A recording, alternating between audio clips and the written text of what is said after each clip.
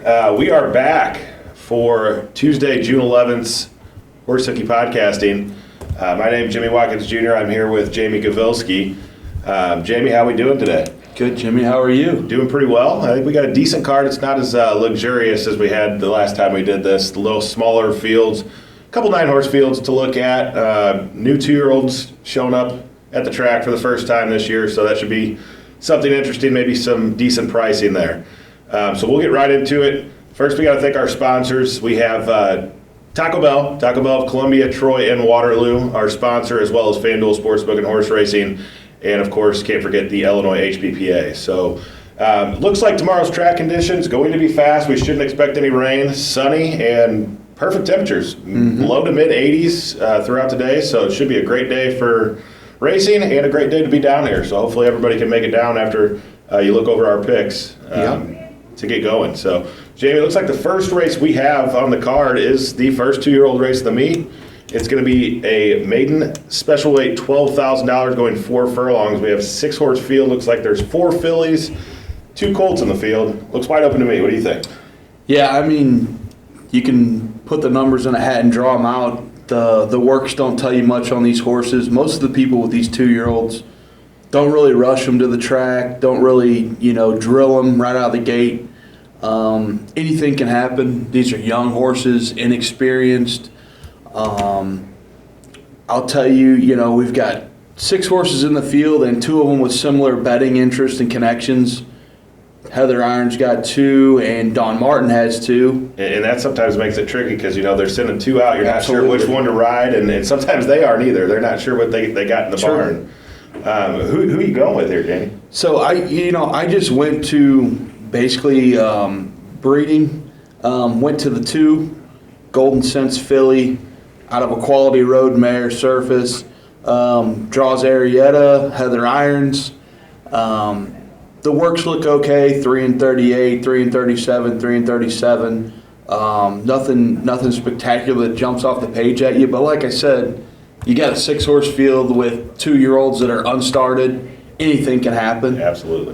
You just hope that everybody gets away okay and everybody's safe. It's kind of a learning experience for everybody. Next, I went to the 6. Couple bullet works in there. The last 2 out went 5-102.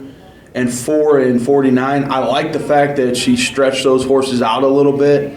This race is only 4 furlongs, but she actually stretched them out, with a 4 furlong work and then a 5 furlong work on the 4th. I think that one, correct me if I'm wrong, but the only one with a 5 furlong work in the field already to date. So that definitely should help. And then I went to the 5. Steve Manley's got a first-time starter, a California bred, Stay Thirsty.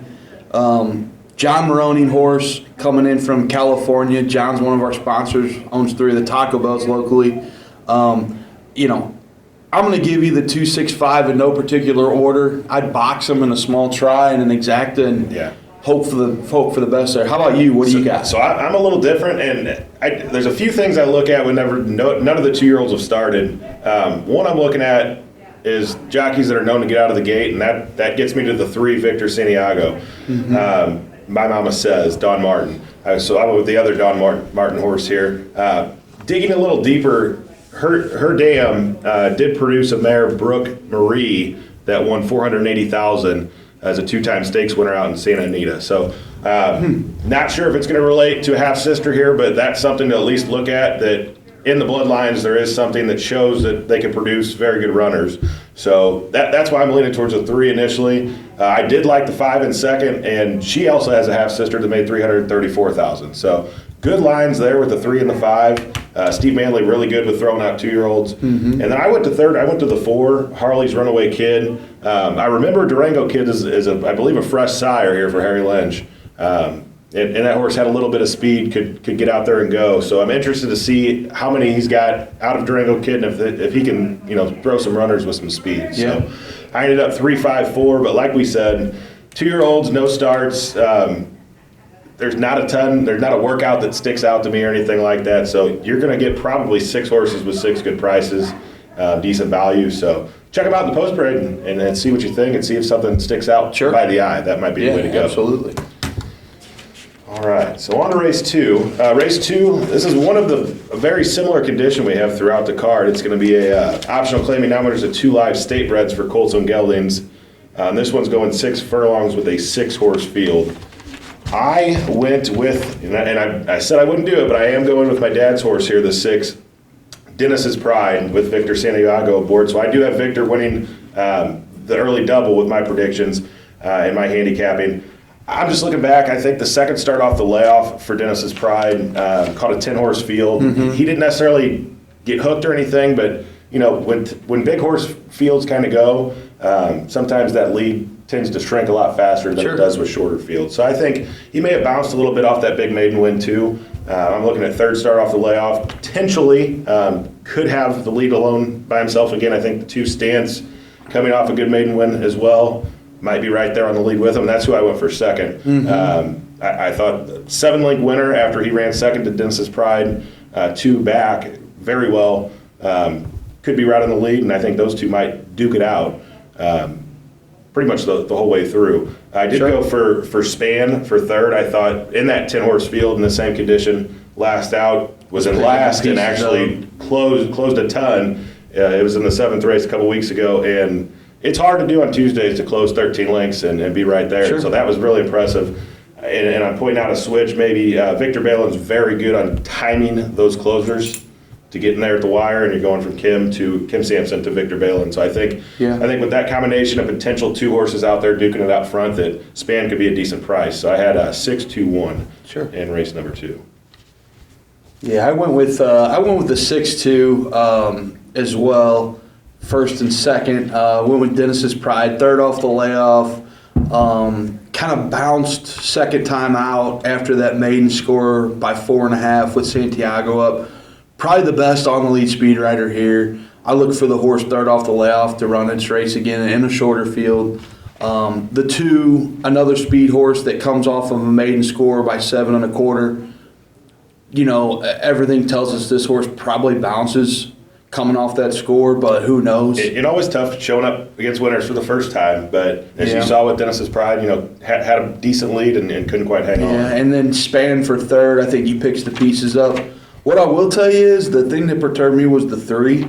3's first time out in 2024. Last year, it showed good speed in its first 4 or 5 races. It breaks Bain by 1.5, holds on with Arietta up, draws the top rider today. Its last 3 or 4 races last year, now granted it was in a little bit tougher running against winners, but never showed any speed in those races. So, coming out first time for 2024, probably going to show a little speed off the layoff. Yeah, so that's kind of perturbing for the 6 and the 2 there. But we'll see what happens. And you would think. So, it may set up to where the 1 Span, has. But I'm with you. I'm 6-2-1 in the second race there. Okay.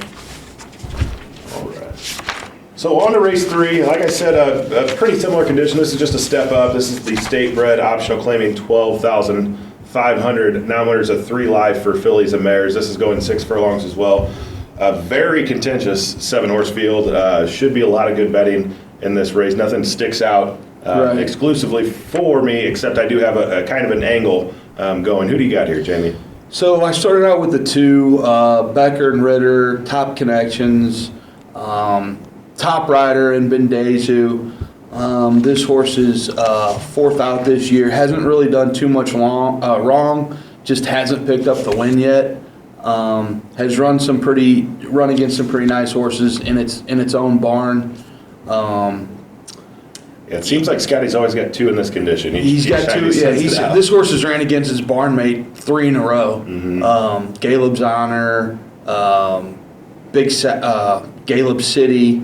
I look for her to get the win today. I ran the 7 behind it. I always liked this horse. First out off the long layoff. This horse hasn't been out since August 23rd. Judging from the works, it looks like this horse is ready to rock and roll. Charles Corriorm, good connections. Arthur Kuntz always brings them in and has them ready to roll. Mm-hmm. The 5, I can't really tell you why I picked the 5 third. The 5 really hasn't done anything wrong this year. Draws off and wins by 14. It's second out to break maiden. beats a good bunch last time out by 3 1/4. Got a little help there from Wildwood Triple and another horse. I don't know. I do like the one a little bit. I think the one's the wild card. Travis Wales, one of the top riders here, riding a lot for Scott Becker. I don't know if it just bounced that second time out, running that 4th by 4.5. Yeah, that's kind of looked like it was getting in late, but I don't know. And that's where I'm going. As I said, I think I have an angle, and that's why I like the one Galley Posse. Ultra consistent horse throughout its first 5 starts. 5 out of 6, top 3, 2 wins, including off a 1.5-year layoff, a big 7-link winner. So coming back, stepping up a little bit in class, ran an average 4th by 4, but like you said, was getting a little tired. Yeah. Looked like it was lugging in that second start. So you see off those long 1.5-year layoffs that sometimes that second race is when they kind of come back a little bit. And then he gave her one off. You're getting about a month layoff here to rebound from that second race. I think Galley Posse showed in the first 5 races that definitely is capable of winning a race like this. Yeah. And I think looking too is the 2, the 3, and potentially the 5 or the 7 could be on that lead. Right. And I think the 1 has the capability of sitting right off that pace and going by those speed horses early. You mentioned the 5 Spicy Delight. Hasn't done anything wrong. I think these first 2 races here at FanDuel this year have been very impressive. I think she's another one that doesn't necessarily have to be right on the pace. She can sit off the 2 and the 3. So that looks to be my exacta. I did make Galley Posse my best bet of the day, by the way, just because of that setup I think that potentially could happen in this race. Sure. And then you mentioned the 7 Goldie Cat. Coming off the layoff, plenty of workouts that Arthur Kuntz has this horse ready. She's ultra consistent as well. So I think, like I said, it's a wide open race. Anything, they're going to have a lot of good prices in this race too. So I went 1-5-7 in race number 3. Race number 4. So race number 4, like I said, that similar condition, optional claiming 10K. This one is open. Nominators of 2 life going 1 mile. Only a 5-horse field here. I went with the 2 Lucian on top here, Jamie. Harry Lynch, Rashawn Blanche. We've mentioned this horse a few times on Tuesday, has shown some capability of closing off the pace. Sure. They took him up to Hawthorne last time in a lot tougher race, and open non-winners other than. Broke a little slow, never really showed anything. But coming down here, 5-horse field, should be a little bit closer. Yep. And I think second time maybe going around a ground too should help this horse. So that's what I have on top. Pace setting wise, I think we're looking at the 5 hightailing it. Shows a lot of speed going short. Potentially could be out there by himself. And sometimes when you have a shorter field and lone speed, you can go in 25 and change and get a comfortable lead and have plenty left at the wire. So that's why I have the 5 and second. And then we mentioned earlier off camera, Backstage Bambi. Looked pretty good in that first race back off of a pretty hefty layoff. And this field definitely fits. I think the 4 might end up being your favorite. We'll see second off that little bit of a longer layoff if there's bounce potential, but and then also extending in distance, which I haven't seen this horse actually ever go long. So I'm 2-5-4. What do you have here? So I'm a little different than you. I went with the 5 on top. Basically, my thought is Durham's one of the better route trainers here. Very much so. Santiago's probably the best speed rider here. He gets a horse on the lead. They get brave. Hasn't really done too much wrong this year. That first out it ran okay. Last time going 5.5, runs second by 1 1/4. I think Durham knows this horse, and he knows this horse is going to like 2 turns. So I put the 5 on top, put the 4 behind it. Same deal. Ran a big one off the layoff. Probably going to enjoy 2 turns versus running short. Draws a great rider in Arietta. And I only threw 2 on top. I don't like the 1 at all, although the 1 has been the distance 5 times. Yeah, I think the 1's just a cheap horse. The thing I think we failed to point out here is there's 5 horses. There's only been, the 1's really the only one that's ever gone around a ground. Yep. So the 2 has 1 start over it. I believe the 3 has 1 start. And other than that, nobody's ever tried 2 turns. So maybe, and the other thing to point out is the 1 has a maiden going in non-winners of 2 life, so off to claim. But maybe with that, it's a pretty interesting move, honestly. With that experience going around a ground, maybe that pays off, and that's why they found the short field. So, Okay. So it should be a very, very contested bunch there with only 5 horses. On to race number 5, we have a maiden 4,000 claiming for fillies and mares, 3-year-olds and upward, going 6 furlongs. This is your first 9-horse field of the day. There's a lot to look at into this race. Just nothing really stuck out for me. Where are you at here? So I went to the 2 droppers, 7 and the 3. The 7, top connections, top rider. Huge dropping from the clouds from maiden special to 4,000, which is the bottom here. It probably finds all its friends today. This barn is known for dropping. When they drop, I think they're like 30-something%. Yeah. Like to drop and get in the winner. Absolutely, sure. They like to win, and they know they place their horses in the right spots. If it's not a great horse, they drop it down and they get the money. Mm-hmm. So I went with a 7 just at midnight. Next, I went to the manly horse, Graceful Starlet. Same deal. Another one of John's horses. John Maroney's horses. Bringing it over from California. His face better. This horse just didn't show much the first 3 times it ran here in Illinois. Taking a huge drop. I look for it to be right there too. Finds all its friends today. And then I went to the 9, the Harry Lynch horse, 4-year-old Mr. Speaker, Illinois bred. Same deal, huge dropper. Actually showed a little bit more than the 7 and the 3. I just think the 7 and 3 are much better horses. Came out of better races, I guess. I don't know. Actually came out of the same race as the 7 2 back, but I'm 7-3-9 in the 5th race. Where are you at, Jimmy? So kind of where what you said, there's a lot of droppers here. The 3 initially stuck out for me, but because the 4 has so much pace and the 3's shown that if it gets hooked out there, it tends to back up. I shied away from the 3, and then I glanced at the 7, 8, and 9, and just nothing truly stuck out for me to pick them on top. So I'm taking a best long shot here, and that's going to be the 5, Don't Tell Alice. Rhonda Thurman, Uriel Lopez hasn't started this year, but has enough workouts, I think, to show that this horse could be ready to go against this bunch. Sure. You see that last start in October, it started to show some life dropping down to this price level, and it looked like it had some trouble, potentially got moved up there to 4th place in that stretch run. So I think a little bit of closing speed with the 3 and the 4 maybe going outside. And then the other thing to note on this is Uriel closing on some of these type of races tends to favor his riding style, especially if you got speed to run at. And then also, this is a granddaughter of the great Appleshiner, if you can recall, from back in the 90s here. Appleshiner, a very good mare, handicap placed, or I believe won 3 handicaps at Fairmont, and handicap placed in Chicago and other tracks. So there's potential in the bloodlines there for the 5 to get there. Only 3 starts career life. So I'm going to take a big shot. I think you'll get probably 15, 20 to 1 in a 9-horse field on the 5. Yeah. So looking there is a long shot projection with some of these favorites and droppers that I just don't see a ton on.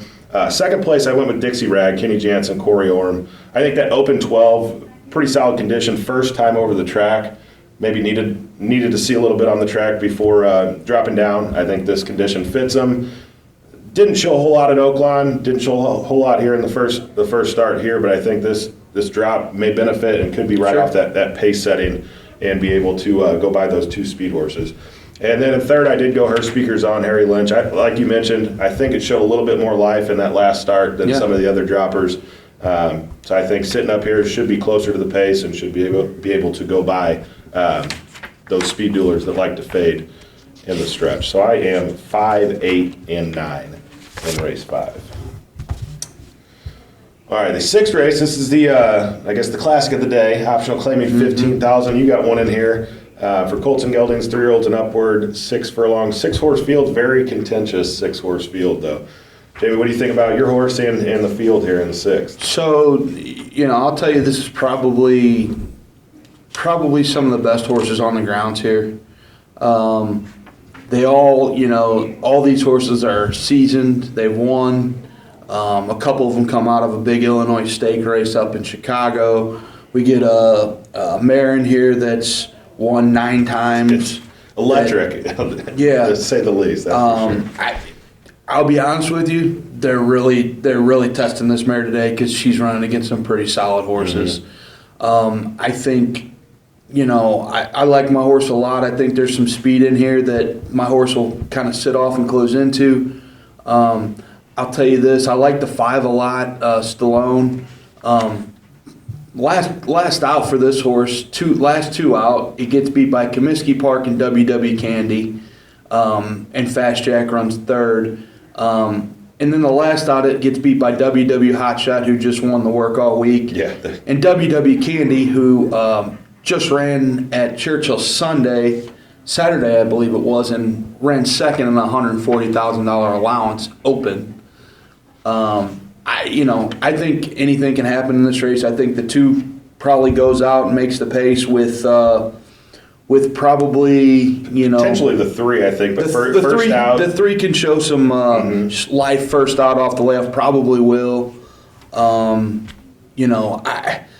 The 4 is the deep closer. She's got to have pace to run into. I just don't. I mean, she's a great mare. I just don't know if she's as good as these horses. Yeah, there's a couple that'll be kicking with her too. So Sure. I mean, that's the thing to look at is, I mean, she is a monster closer, but sometimes, stepping up in class a little bit and against the boys that, it just don't close as much. But she did run a good 4th by 8 against, I believe it's O'Ware, that's Chris Block's stakes winner that is just an absolute monster. Probably one of the best fillies Yes. in Illinois, So, if not the best. 4th by 8 there is nothing to be upset about against a horse like that. But thing is so these 6 horses, I feel like they could run one way one time and it could be absolutely flipped because they're that close in competitiveness.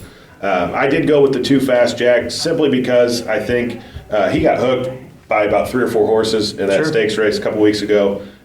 There's not as much speed here, being 6-horse field. I think the 3 might try and go. I don't think Scott is going to send the 1 with the 2. If he does, that could be problems for both of his horses. So I think the 2 might get that easy lead. And coming off, it was a muddy track. He's never run on a muddy track in that stakes race.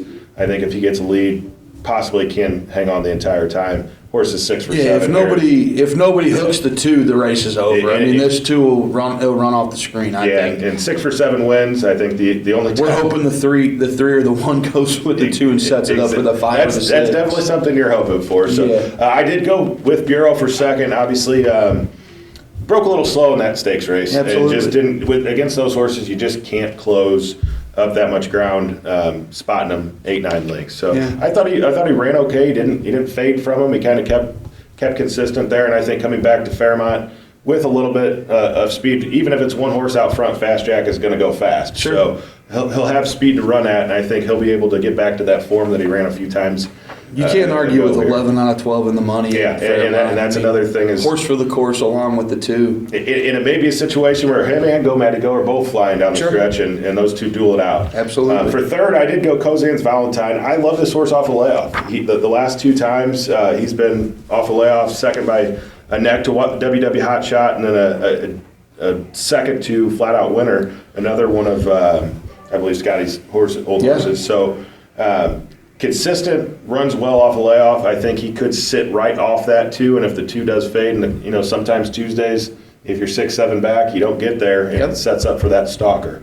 And you might get a pretty good price on the 3 here in a short field. So I went 2-6-3 here in race number 6. All right, we are on to the 7th and final race, your second 9-horse field of the day.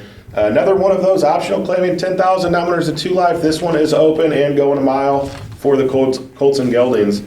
I think this is another wide open, good betting race with 9 horses in it. What do you got here, Jamie? So I went to the 1 first.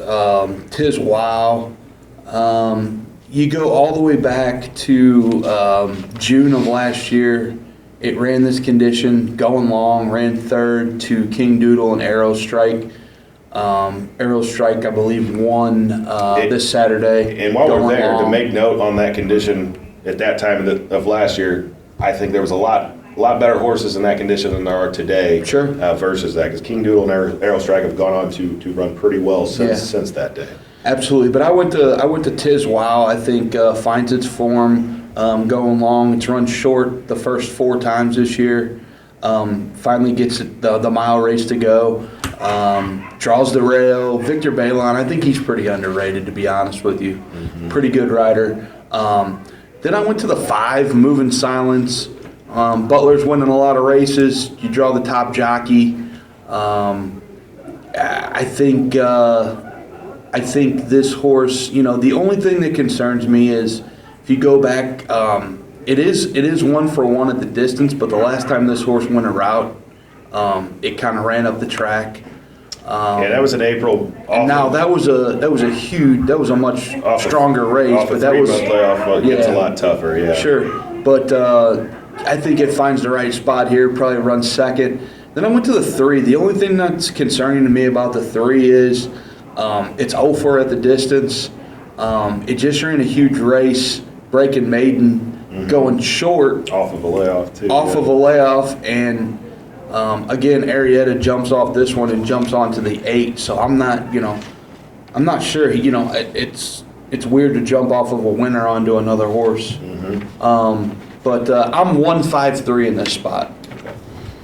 I'm very similar. We have the trifecta together, but I did go the 5 Move in Silence on top. We kind of honed on it. 1-for-1, going the mile distance. Didn't look good against a lot tougher first out of the year here in Chicago, but I think the building up 5.5, 6 in this condition, moving to the mile. I think this is where they've actually wanted to be at. Absolutely. Is this mile distance. Probably didn't expect to catch a 9-horse field going a mile. But I think as you see 2/3 leading up to this race, I think this is where the 5 really shows it, and you should get 3 or 4 to 1 on a horse that, at least on a horse that is, in my mind, definitely looks like the one to beat in here. I did go to the 3 Crepe Yarns in second. You mentioned potential to bounce off the layoff here, especially stepping up against winners for the first time. But I just really like that win, and sometimes you run well. Sure. You go to 2 turns, and then it just starts clicking. And this horse showed life going a mile last year. So I really think that this one might be on the improve here for Clay Locks and Emmanuel Giles. And then I did go Tiswell in 3rd place. Tiswell, like we mentioned, I think on the last podcast, just doesn't like to win. So I didn't have the courage enough to pick him, even though he might be on the lead by himself. But I think this horse, will be the pace setter. Yep. Just got nabbed. Ultra consistent. Cannot leave him out of the trifecta in that last race. So I am 5-3-1 here in the 7th and final. So that is our rundown. Once again, like to thank our sponsors, FanDuel Sportsbook and Horse Racing, Taco Bell's of Columbia, Troy, and Waterloo, and also the Illinois HPPA. Good luck, everybody, tomorrow. Hope to see you down here. Thank you.